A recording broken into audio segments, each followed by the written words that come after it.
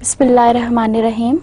Welcome to Eng455 lecture number 4.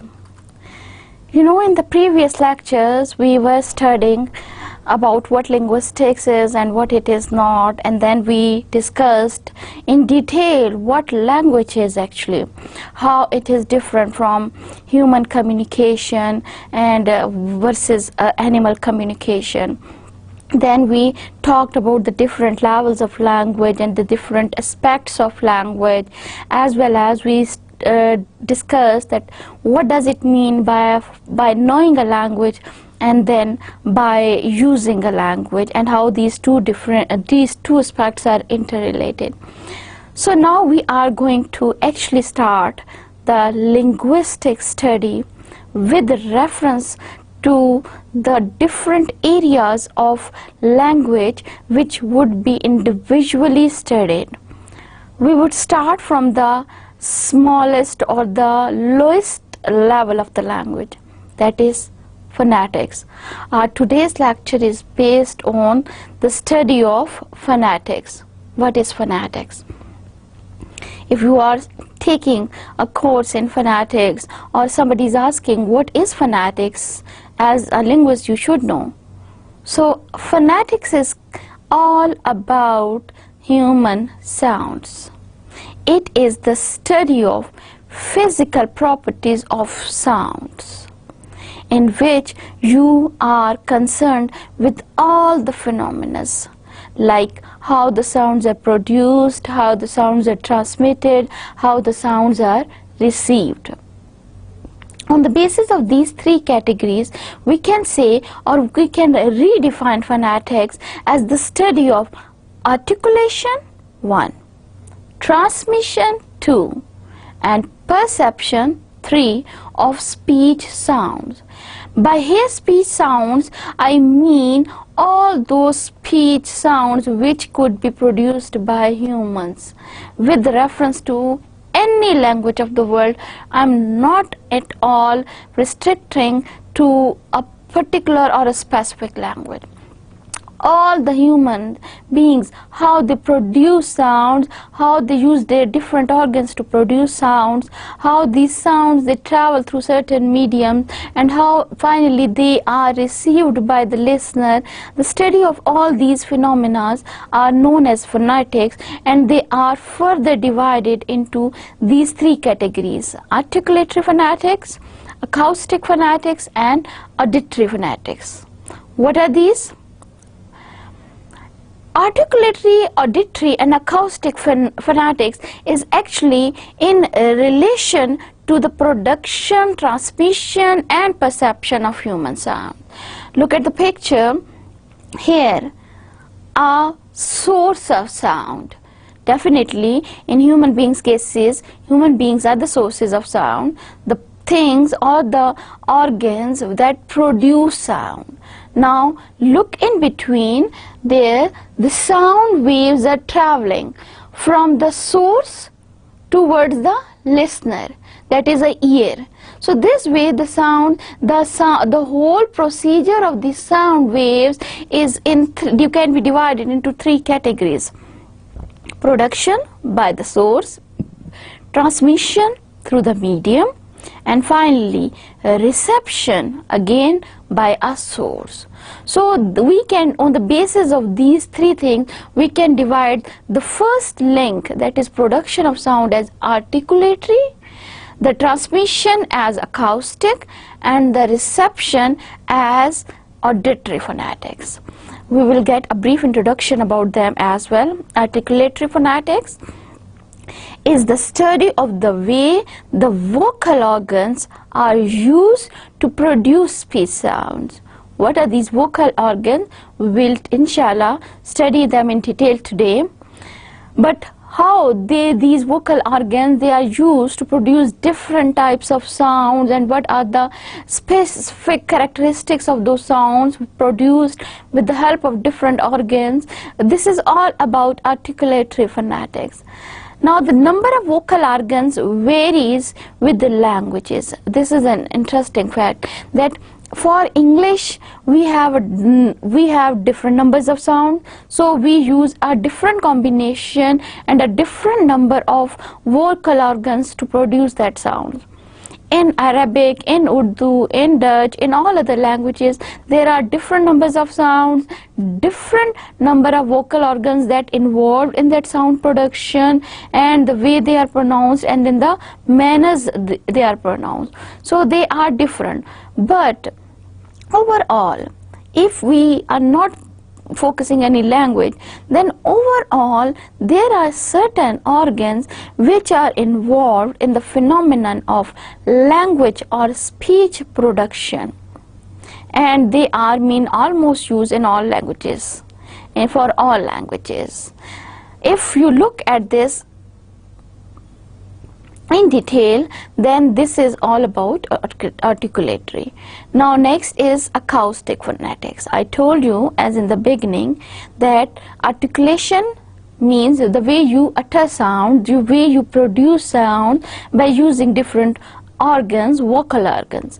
Then in the second step, the sound waves produced by our mouths, they travel in a medium to reach its destination.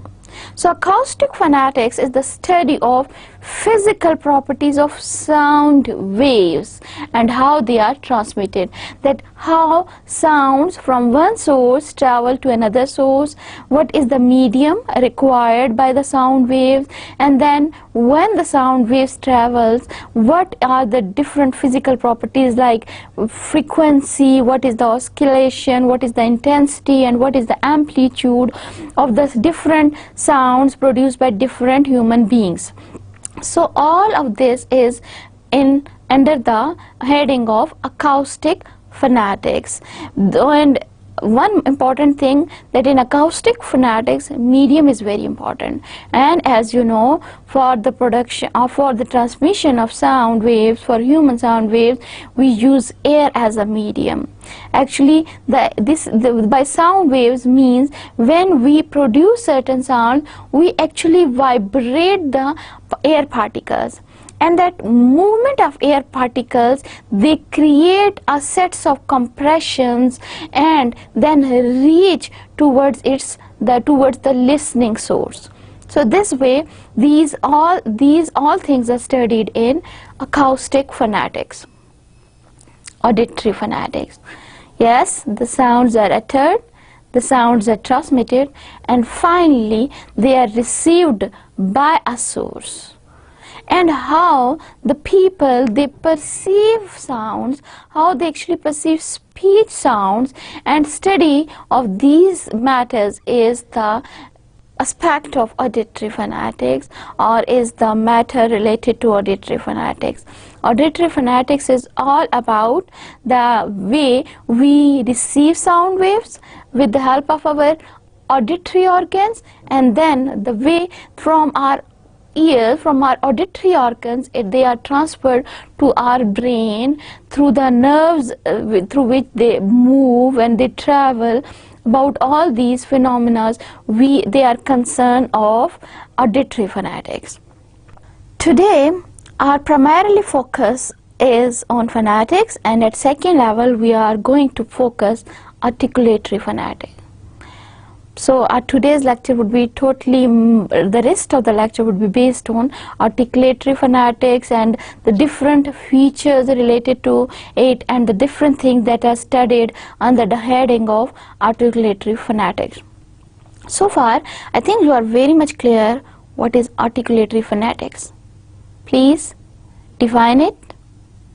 Yes, articulatory phonetics is the study of related to the articulation of sounds. Now the production of human speech sounds, it involves actually the movement of air stream. But how that air stream is moved and from where that air stream comes is a quite interesting phenomenon. You know, from lungs till our mouth, a chain of organs, different organs, they are involved to produce sounds. Sometimes we produce sound with the help of our mouth, known as oral sounds, and sometimes we use the nose to produce that sound, the nasal sounds. So these are the main two different ways to use your vocal organs to produce sounds. But articulatory phonetic deals with all these types of sounds, and there are three dimensions of articulatory phonetics: voicing, place of articulation, and manner of articulation. What is voicing? What is place of articulation? What is manner of articulation? Let's see now. Before going into detail of the manner of articulation, place of articulation, and voicing, we are very much concerned with the speech organs that are involved in the production of different speech sounds. Not there in the figure, but let me tell you that actually this phenomenon starts from your lungs. From the lungs, the air puff moves through the trachea and comes somewhere over here to the vocal cords. Vocal cords is a kind of opening over here, that in between there is a gap which is known as glottis. If you look at the figure, glottis, and just above the glottis there are vocal cords.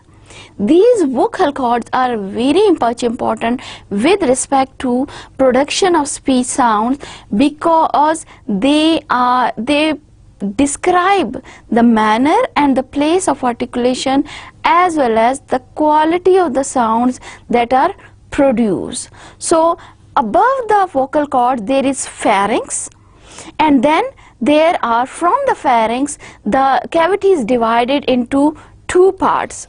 If you focus over here, the pharynx, and this is the pharynx, and from here it is divided into two areas of nasal cavity and oral cavity. Nasal cavity that goes through your nose, and oral cavity that is your mouth. In that oral activity, again, the different areas are there which are used, with different organs are there which are used to produce sounds. Yes, there are lips, there are teeth, there is the ridges, the top, hard and soft palates are inside your mouth. They are used, the tip of the tongue, the lips, the teeth, all these different organs are used to produce different speech sounds. But on the whole, all the production of human sounds is these organs, these speech organs, they are involved. Now inside the mouth, the lips, your teeth, your tip of the tongue, and if you look at the upper side, if you divide on upper side of your mouth, then there are the middle part that is known as hard palate, the top of your mouth, and there is a middle part that is quite hard and known as hard palate, and the back side which is known as soft palate and velar. So these all organs, they contribute and they help you in the production of different kinds of sounds. Now the first dimension of articulatory phonetics, voicing. Voicing is actually related to the phenomena that actually two different types of sounds can be produced by blocking or opening the glottis. One is known as voiceless and one is known as voiced. Now what is meant by voiceless? If you look at the figure again, I mentioned you that there are the vocal cords, and in between the vocal cords over here there is an opening known as glottis.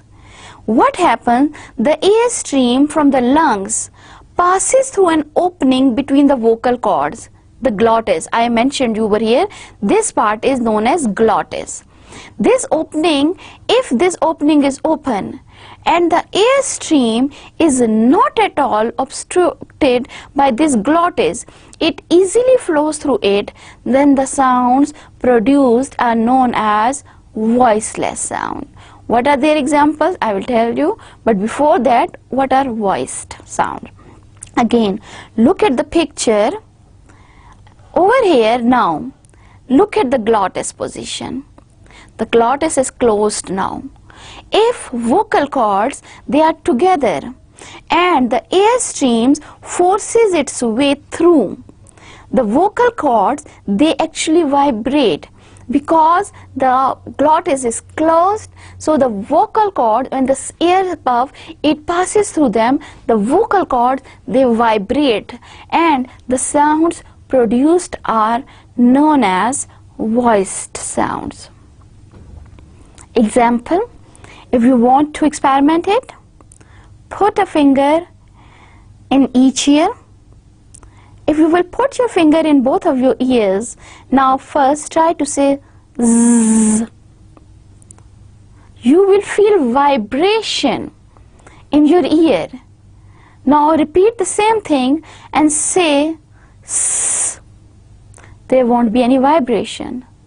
So when you feel that vibration, that sound z, because it makes the vocal cords vibrate, the glottis is closed, so such sounds are known as voiced, where we can feel the vibration in our vocal cords. But on the other hand, sounds like sa, they do not, their glottis is open, the vocal cords are not at all vibrating, so in such case you do not feel any vibration. So such sounds are known as voiceless sound. Actually, when we whisper, another interesting example is that when we whisper, actually we are making all our speech sounds voiceless. We try to whisper, listen to me. We are not at all vibrating letting our vocal cords to vibrate, and in this way the sounds are voiceless. There is another related term with voicing that is nasal and oral sounds. As I told you that after from the vocal cords, the sound, the area is divided into two parts, the oral cavity and the nasal cavity. If you are producing a sound using your oral activity and then the soft palate or the velum is raised to block the passage of air stream through the air, because the soft palate is the part where the soft palate is touching the nasal cavity. If it goes up and blocks the nasal cavity, then the sound only comes through the oral activity. So such speech sounds are known as oral speech sounds.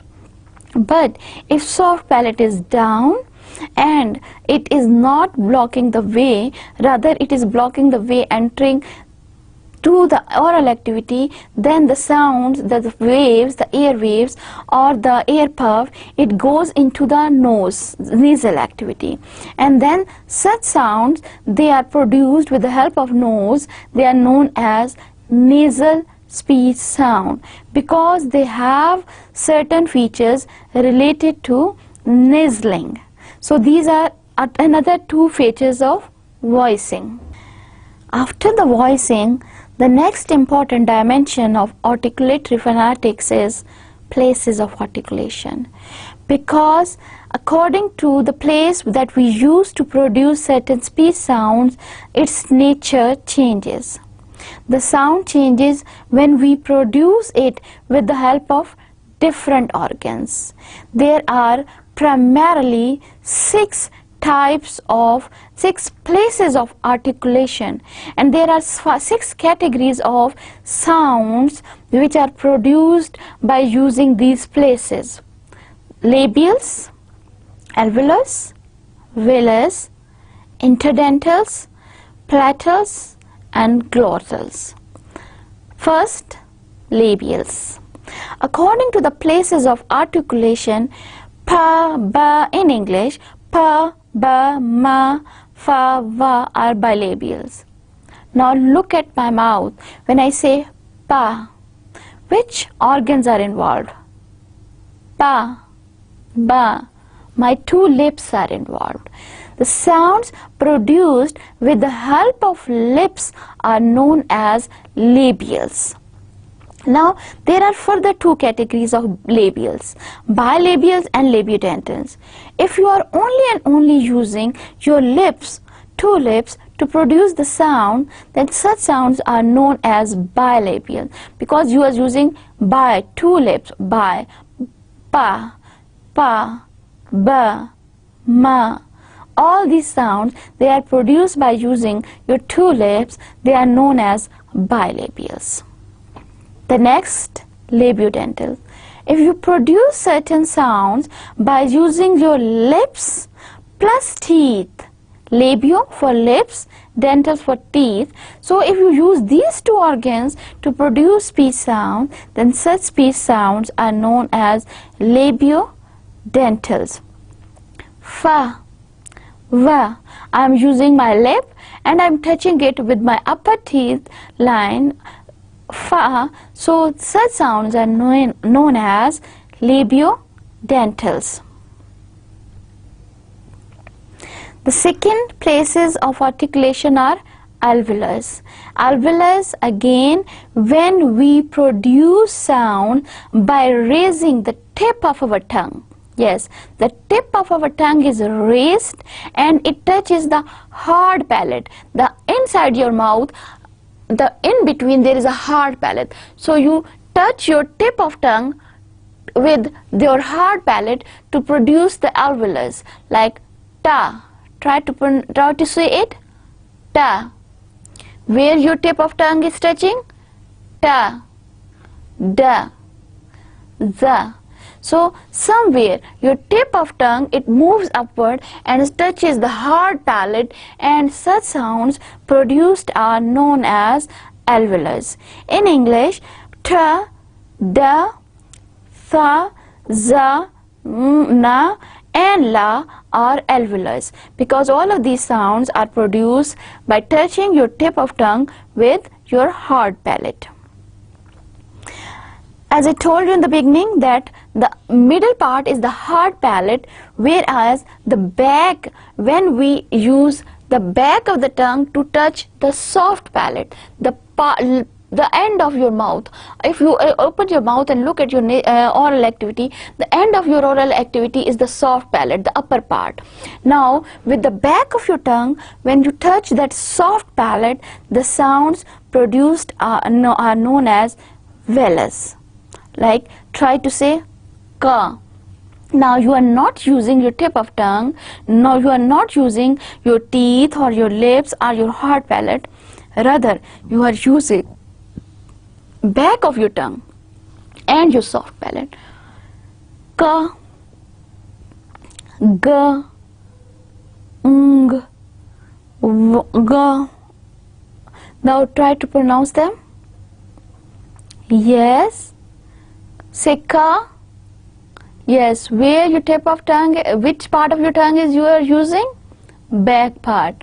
And where it is touching? The back part of your mouth activity, that is known as soft palate or velar. So these sounds are known as velars. Interdentals. Interdentals are the sounds that we insert the tip of our tongue. Again, the tip of tongue plus teeth. Interdentals. Inter, in between, dentals, teeth. So in between we put the tip of the tongue. Tha, tha, tha. Try to say it. Tha. Now what we are doing? We are inserting our tip of tongue in between the two sets of teeth, two lines of teeth, and then we are saying these two sounds. So tha and da, these sounds are known as interdentals according to the place of articulation. The next is palatals. Palatals, where your palate, soft or hard palate. What does it mean? That when we raise the front part of your tongue and touch again the hard palate, just near the soft palate. Mean this is a place between hard and soft palate, and we touch it with the tip of tongue by raising it up. The sounds produced are known as palatals. And such sounds, examples are in English are sha, cha. Try to pronounce them and you will feel that you are using the tip of tongue and you are touching it between the space between alveolar, the soft palate, and velar, soft palate, and the hard palate. After the places of articulation, the next dimension of articulatory phonetics is manner of articulation. Yes, the way we use different organs, speech organs, to produce sounds are in the category of places of articulation. Now we can also differentiate between human speech sound and between the sounds of different languages on the basis of the manner, the way the sounds are produced. In English language, there are two categories of sounds according to the manner of articulation: obstruents and sonorants. What are the obstruents? Obstruent sounds are further divided into the category of stops, fricatives, and affricates, whereas sonorants are divided into the category of nasals, liquids, and glides. So this way, on the basis of manner of articulation, we can divide sounds. Now we will start with obstruents. Obstruent is a consonant sound formed by obstructing the outward airflow.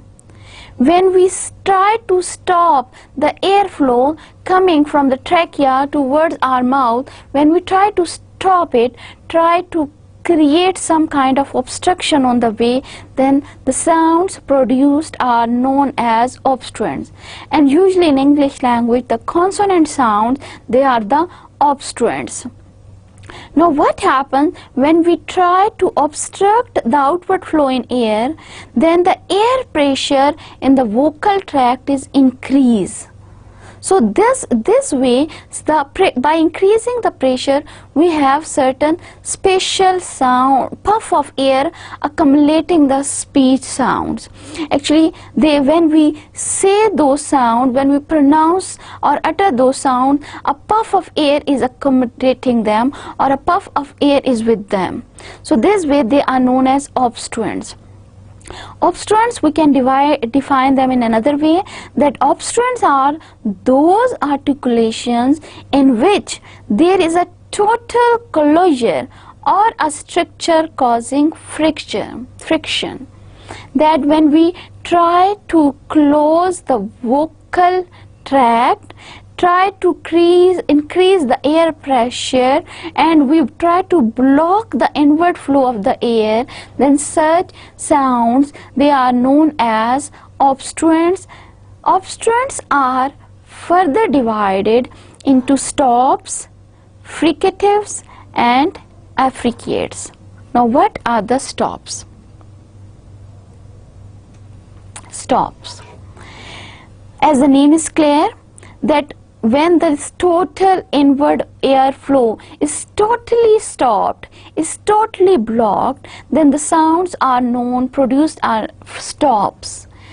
Actually, what happens that the air streams coming from our lungs through the trachea, when it enters into the oral cavity over here, then it is stopped or obstructed, and it is stopped to flow freely. So this way the sounds, they are completely stopped because for a brief period of time. So such sounds that they are known as stops. In English, pa, ba, ta, da, ka, and ga are stops. Try to experiment. Ba. You will feel that when you pronounce the sound ba, you try to put a stop over here. You stop your airflow. Try to pronounce it. Ba. You will feel a stop over here. So such stops, they are mean obstruents because they are causing some kind of obstruent in the inward airflow. The second category of obstruents include fricatives. Now it is a stage in between stops and the affricates. In fricatives, what happens? The air is partially blocked, not completely blocked, and not is allowed to flow freely. So in this way, there is a partially blockage. The sounds produced with such partial blockage or with such obstruction are known as fricatives. In English, fa, va, tha, da, sa, za, sha, ya. These sounds are in the category of fricatives because when we pronounce these sounds, we have a partial blockage. Try to pronounce fa. Yes, you will feel that there is blockage, but that is not that much when we produce sound ba. In ba, we feel over here a complete blockage. In fa, we will feel a partial blockage of airflow. The last category of obstruents is affricates. Now in affricates, there is a stop closure. Again, there is a blockage followed immediately by a slow release of the closure. That what happens there in the beginning of that speech sound production, there is a complete blockage, and immediately after that blockage, the air is released. So there is some sort of fricative sounds are produced. And in English language, cha and ja, these are two sounds which are affricates. Try to pronounce that. Cha.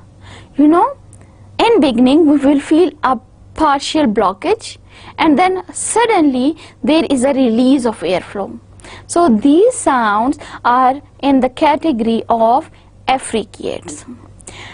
Next, as I mentioned, that according to the manner of articulation, we have two categories, obstruents and sonorants. So next we will move to sonorants.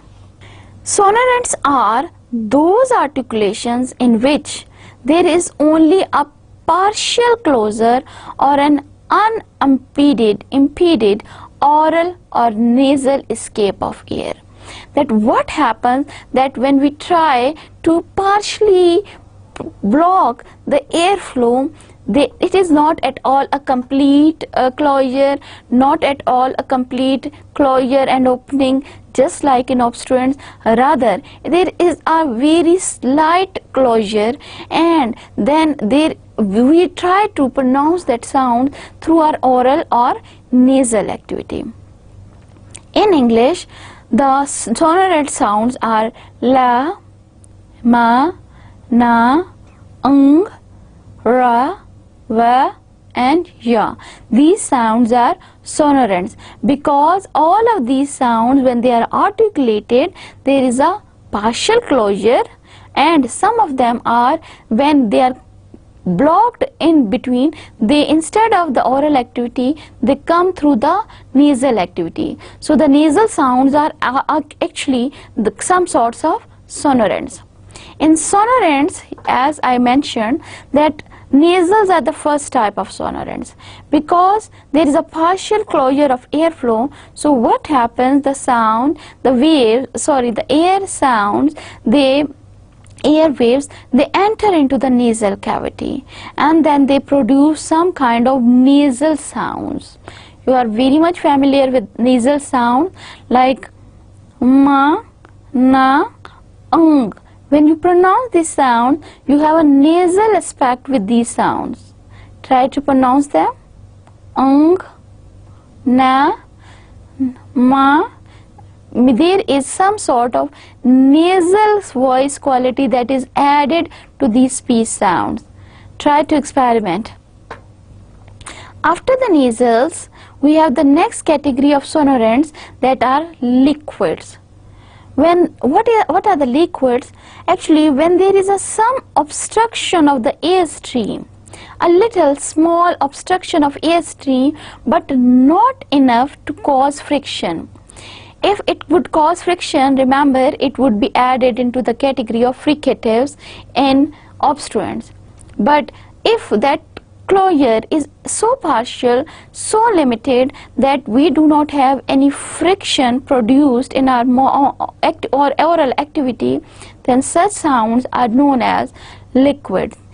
In English language, there are two liquid sounds, la and ra.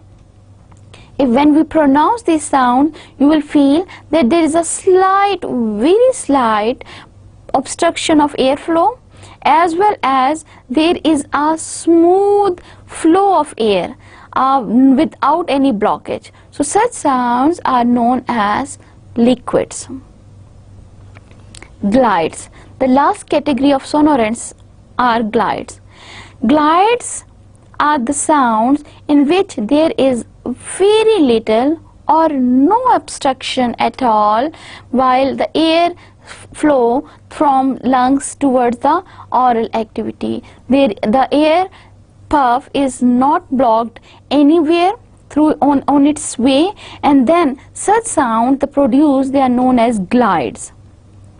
And in English we have two gliding sounds, va and ya, because when these sounds are produced, there is no obstruction of air. If you try to pronounce them, you will feel that you can easily pronounce them without having any obstruction of air.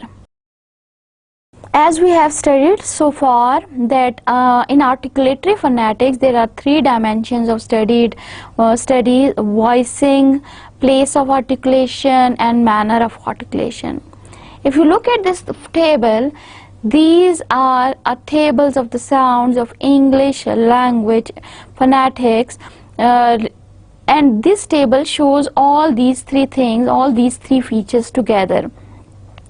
If you look at the upper part, there are the places of articulation. This is places of articulation, and according to places of articulation, there are bilabials, labiodentals, interdentals, alveolus, palatals, velus, and glottals. On the other side, if you look on this side, then there we have the category of manner of articulation. And in manner of articulation, we have stops, plosives, affricates, fricatives, nasals, liquids, and glides. And if you look below this chart, there are two categories of voiceless and voiced state of the glottis. The shaded part is showing the voice sounds, and the not shaded part is showing the voiceless sounds. So this way, this table is telling you about all the English sounds which, according to the voicing, according to the places of articulation, and according to the manner of articulation. Now if you look at the very first sound, pa, bilabial, stop plus voiceless. Then look at the second table, and the la, ba, again bilabial, stop, but a voiced sound. In the third column, fa, labiodental, because I am using my lips and teeth, fa, but it is a fricatives, again because a partial air blockage is there, fricatives, and plus because it is not shaded, so it is a voiceless sound.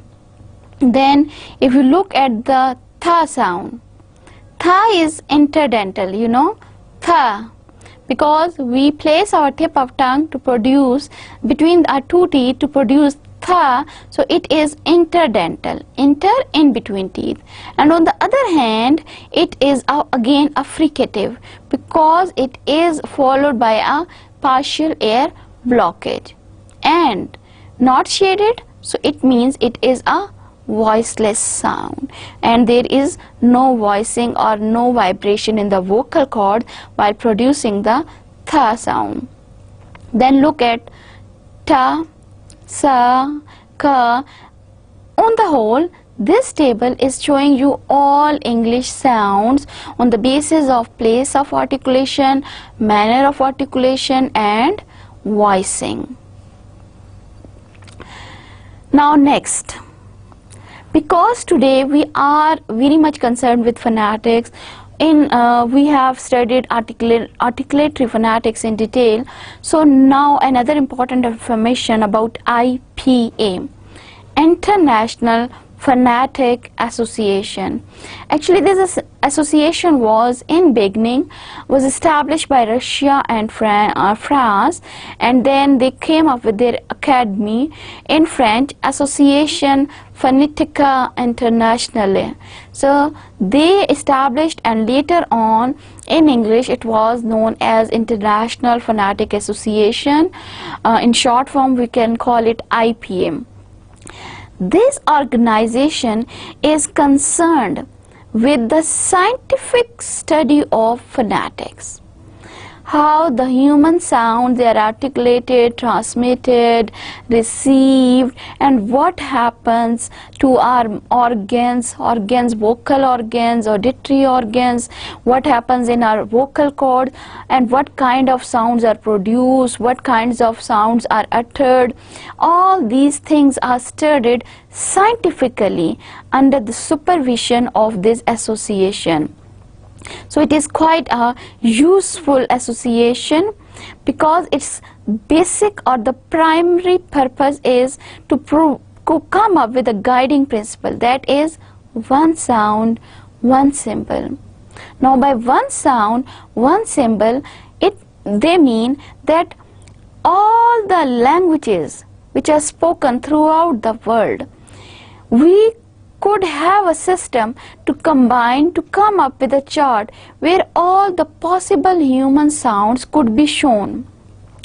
Plus, for every single sound there should be one symbol, and that symbol should be universal. Rather, this is a sound found in Arabic or in Dutch or in English language. In any part of the world where this sound is produced, it should be shown with the help of one symbol. So again, to propagate the universality of these phonetic symbols or the sounds, this association did a lot of work, and then with their work they established certain they came up with certain international phonetic charts as well. Their contribution to phonetics, yes, their contribution to phonetics is International Phonetic Alphabet. As I mentioned, that they came up finally with a chart where they have shown all the possible human sounds related to all languages of the world. They are gathered, they are collected and under one chart, and they are shown as International Phonetic Alphabet. Let me show you this. Okay, look at this chart. As I was telling you, that this chart is by International Phonetics Association, and it shows the phonetic alphabets, mean the sounds of all languages.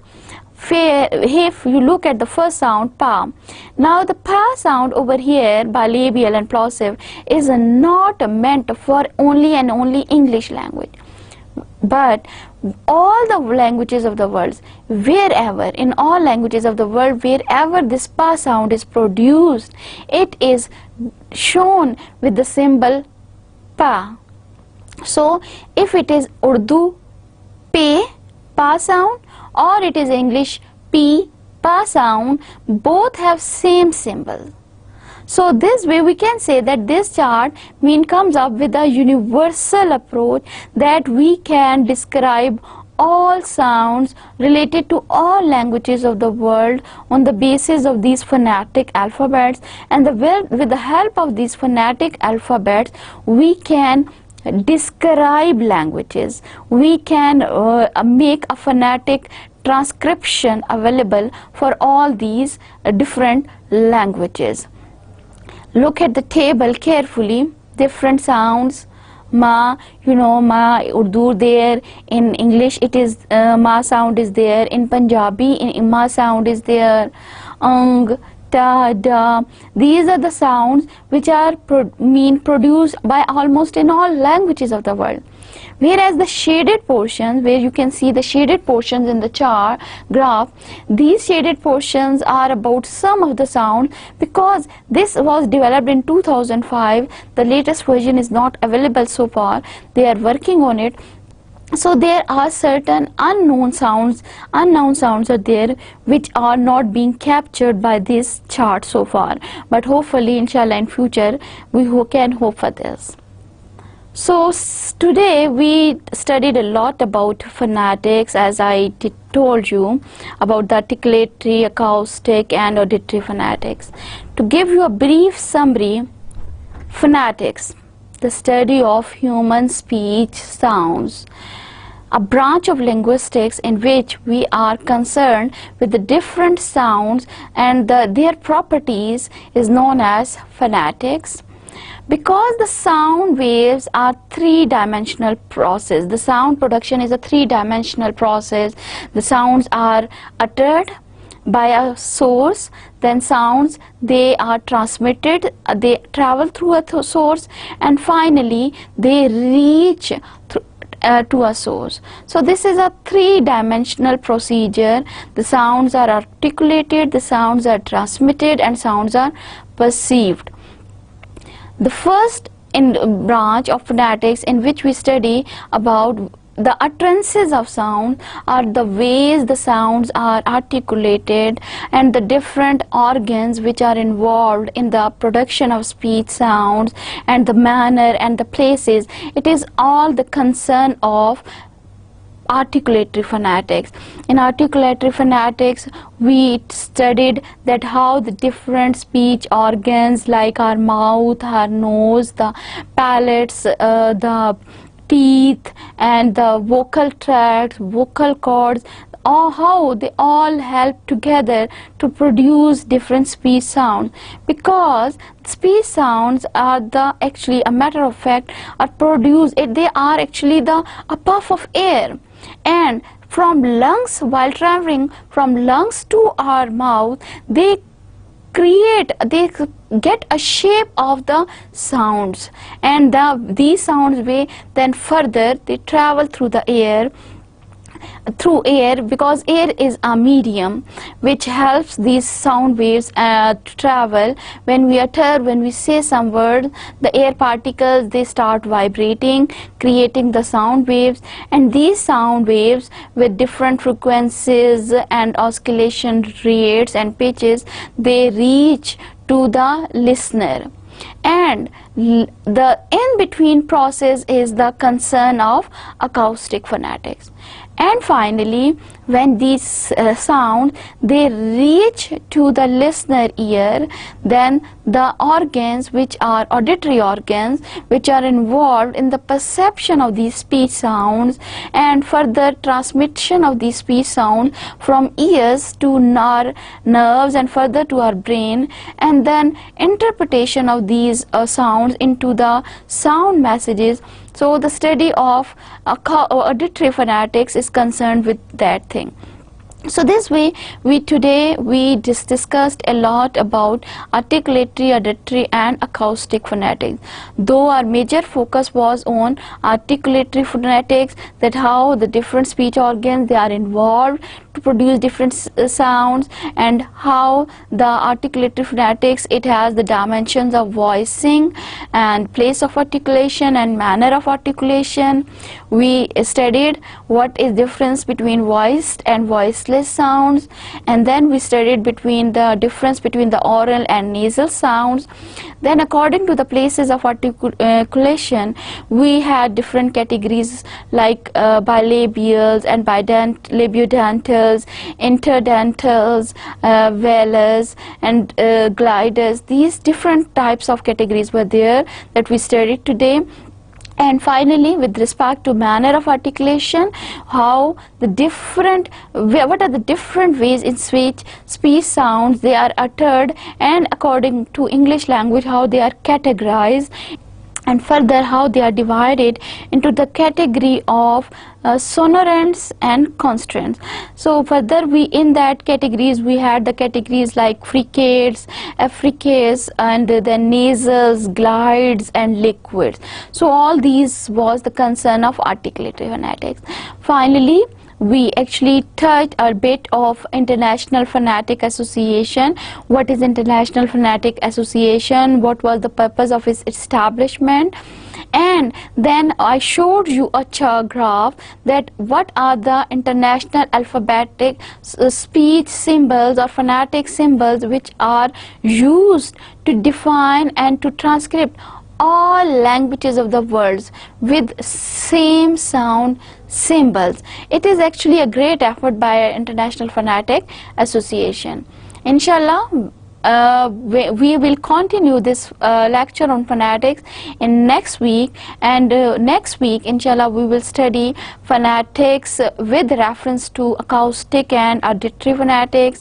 What is acoustic phonetics, what are the different categories within the acoustic phonetics, and then within the auditory phonetics what are the terminologies that are studied, what is meant by distinctive feature analysis, and we will also study to differentiate between vowels and consonant sounds with reference to English language, that what are the vowel sounds, how they are different from consonant sounds, and what are the diphthongs and triphthongs. And on the basis of this knowledge I would make you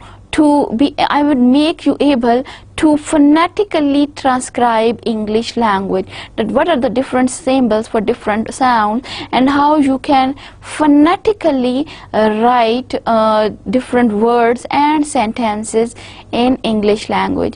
It would be all dealt in detail inshallah next week when we'll meet.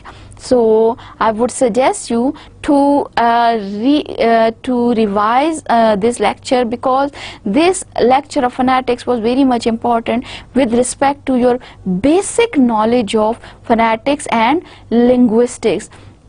Try to experiment, try to pronounce the sounds, try to utter the sounds, and try to differentiate them on the basis of the places and manners of articulation, and this way I hope you will be able to learn a lot. So see you next week inshallah. Allah Hafiz.